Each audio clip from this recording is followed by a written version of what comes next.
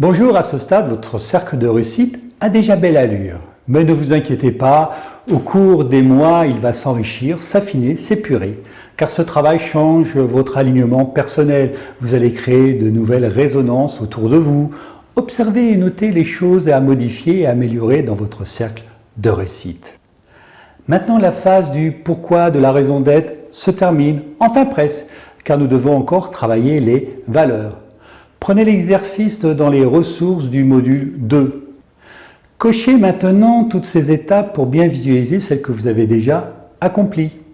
Vous pouvez bien sûr y rajouter des caractéristiques, ces modèles sont juste là pour vous donner des idées. Si vous allez voir un avocat, un banquier, il sera très facile pour vous de leur présenter votre projet et d'avoir des réponses précises et adaptées grâce à votre cercle de réussite, votre ambition. Appréciez le travail que vous avez déjà réalisé, car trop souvent on regarde les choses qui restent à faire, et il y en aura toujours, et pas assez de temps sur ce qui a déjà été fait. Prenez plaisir et savourez le travail accompli, une autre manière d'engranger de la motivation. La célébration est aussi un des facteurs de réussite des organisations qui performent. En réalisant ce travail, vous sortirez du lot, car votre projet aura plein de sens, belle allure, il sera unique et vous allez l'exprimer plus facilement et d'une manière authentique par la suite à votre entourage. Une précision, la vision sert à tracer votre axe et à inspirer en premier lieu vos clients, mais également les équipes et les partenaires. S'il y a de la résonance avec ces personnes, très bien, ce sont les bonnes pour votre activité en ce moment. En cas de résonance, très bien, vous avez touché un prospect qui vous ressemble, mais également peut-être un futur employé.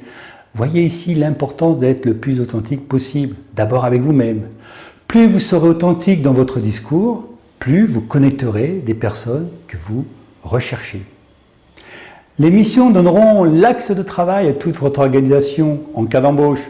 Utilisez-les, ne refaites pas le travail.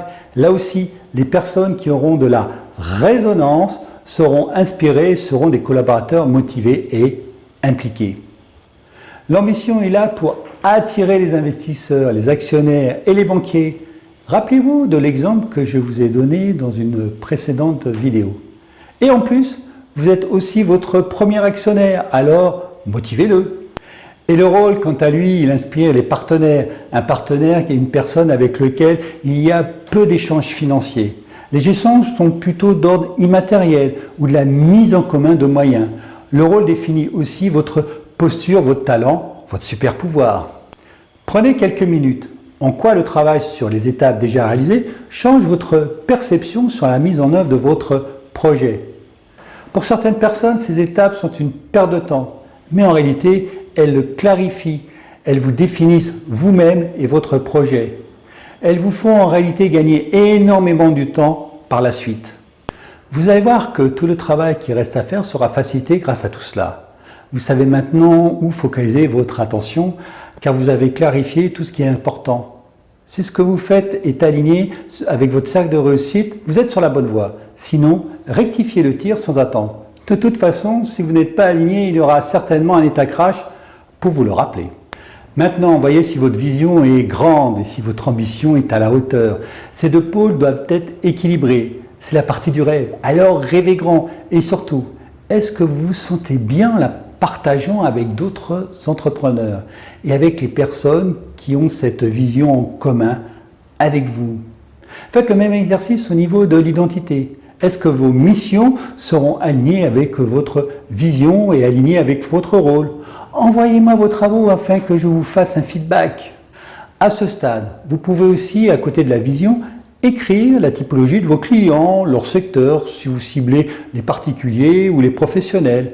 À côté des missions, vous pouvez définir l'équipe idéale. À côté de l'ambition, les banquiers, les actionnaires avec qui vous souhaitez travailler. À côté de rôle, les partenaires que vous souhaitez avoir.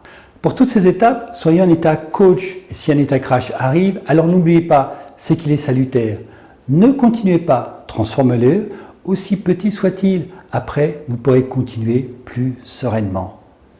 Comme d'habitude, dites-moi ce que vous avez aimé dans les commentaires et comment je peux améliorer cette vidéo. Et surtout, posez-moi vos questions, transmettez-moi vos travaux. au revoir et à très bientôt. Nous verrons prochainement comment utiliser vos valeurs. Bye!